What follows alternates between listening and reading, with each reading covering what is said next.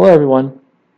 So today what I want to do is I want to look at the velocity of a satellite that's orbiting around a planet in an elliptical motion rather than a circular motion, because most students are taught the circular case where the orbit is circular. But that's an idealized case, and I want to look at a more realistic case, which is the elliptical orbit. What I want to do is I want to derive that equation theoretically, and then I want to try to verify it experimentally using a 3D spaceflight simulator called Orbiter 2010, which has all the physics correctly made. So it will be very useful to us for our purposes. But more on that later. The first thing I want to do is derive the equation, theoretically, of course. So the first thing to do is to draw our orbit, our elliptical orbit, to try to get a better idea of... I don't want this color. Get a different color.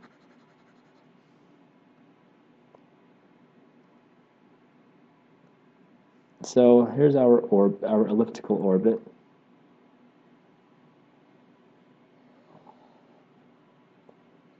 Try to make believe this is an elliptical orbit. And so in our elliptical orbit, of course, there's going to be a place where the center of the orbit is. And that's here. There's nothing physically there at the center. This is just the center. But what there is something physical is the planet that the satellite is orbiting around. So I'll make it a little bit bigger, and I'll denote it as P. And so this is where the planet is, and the satellite is orbiting somewhere around this elliptical orbit. In this orbit, we have a distance that goes from one end of the elliptical orbit to the center.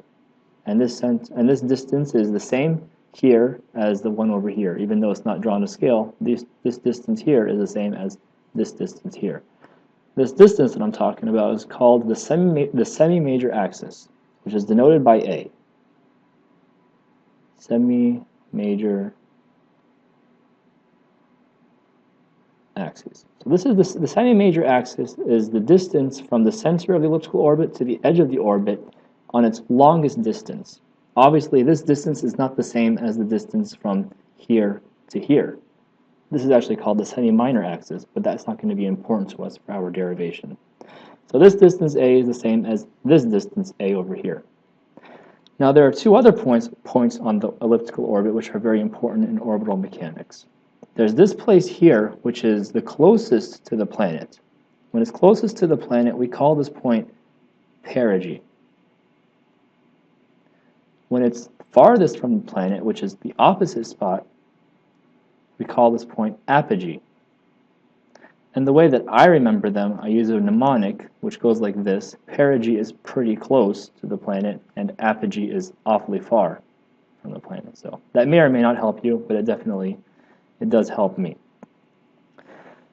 Now, the other value that I want to look at is this distance right here, which is the distance that the planet has been offset from the center of the ellipse, which I like to call F.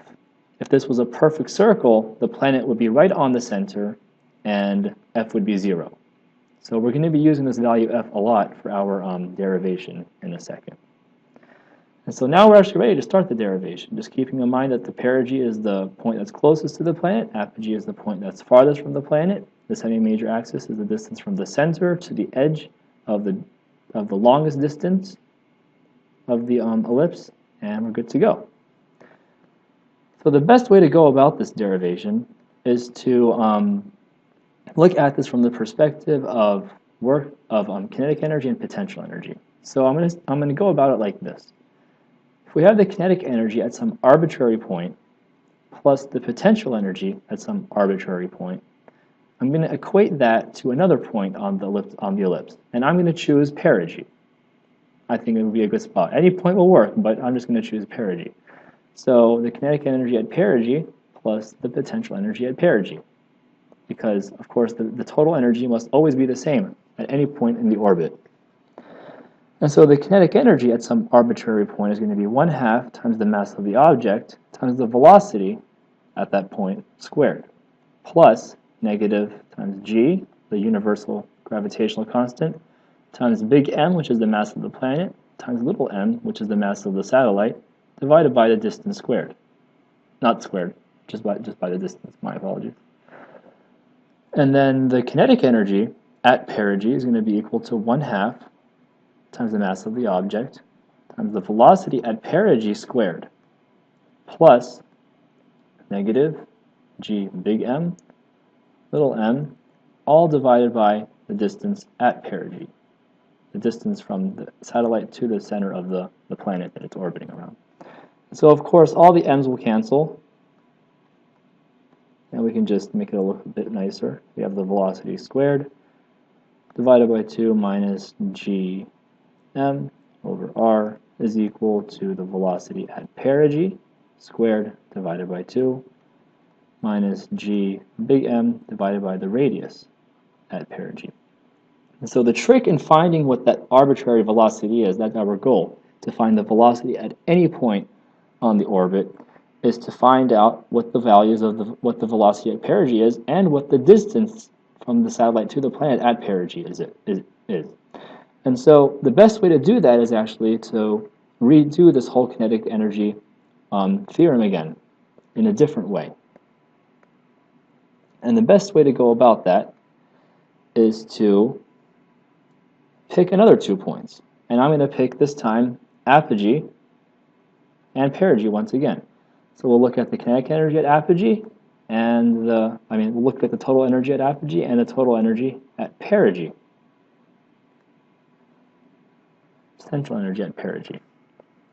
And so we know that it'll be the same thing as before, 1/2 times the mass of the object. The masses will cancel, so we can write here the velocity at apogee squared minus g big M divided by r. The distance at apogee is equal to the velocity at perigee. That's our target variable right there, squared divided by 2 minus big G, mass of the planet, divided by the distance at perigee. And so this is where another aspect of orbital mechanics comes in. So this is going to be a little aside right here. We know that the angular momentum at perigee must be equal to the angular momentum at apogee. What is the angular momentum at perigee? It will be the mass of the object times the velocity at perigee times the distance at perigee, which is going to be equal to the mass of the object again times the velocity at apogee times the radius or the distance at apogee. And so we can solve for one of these variables and plug them in, and then we'll be left with just one variable. So obviously, it would be better. The best approach would be to get rid of the velocity at apogee variable. So we can solve for the velocity at apogee, and that will be equal to the velocity at perigee times the distance at perigee divided by the distance at apogee. And so we plug that in. We get the velocity at perigee squared times the radius at perigee squared divided by 2 times the distance at apogee squared minus gm,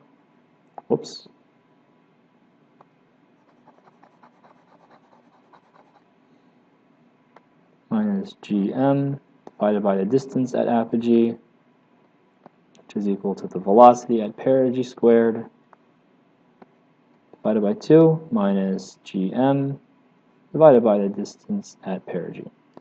And then you can do a whole lot of algebra, and you can solve for the velocity at perigee, and you should come out with this equation, which comes out like the square root, which comes out like this. The square root of gm divided by a times a plus f divided by a minus f.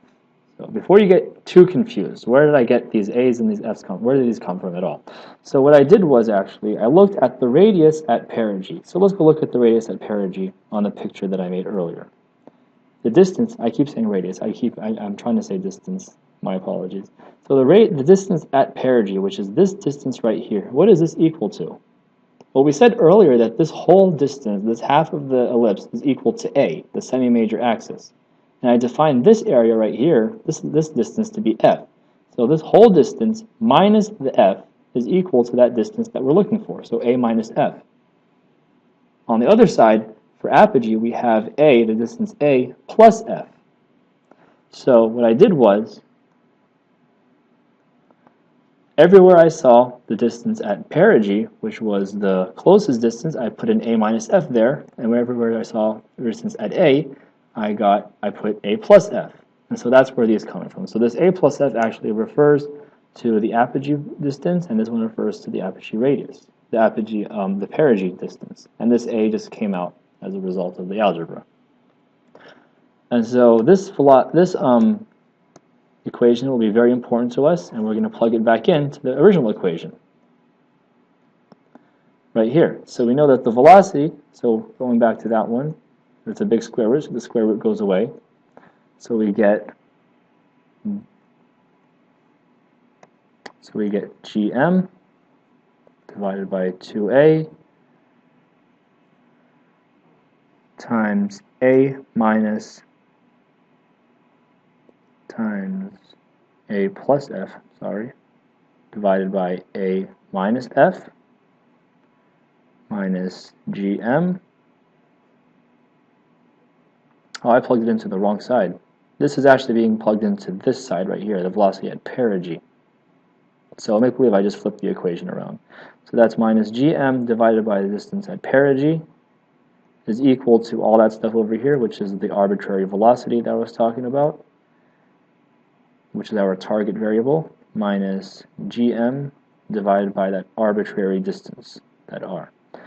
And if you solve this whole equation, and actually if you can plug the r, the distance at perigee again, the same way I said earlier, the distance at perigee, which is the closest distance, is going to be that distance a, the semi-major axis, minus the distance f.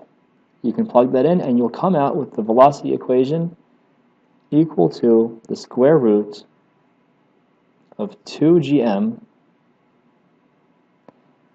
divided by the arbitrary distance r minus gm divided by the semi-major axis.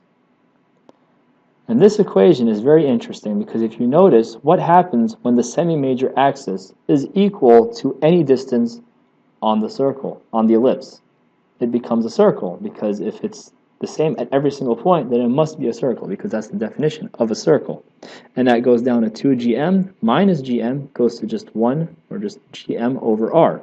The square root of gm over r is the equation that we know as the velocity of a satellite in orbit, in a circular orbit. So now that we finally derived the equation that we needed for this whole video, we can now verify this equation experimentally using the 3D simulator I was talking about earlier. So I'm going to go ahead and make some changes to my computer's settings just so the video can be better, and I'll be right back.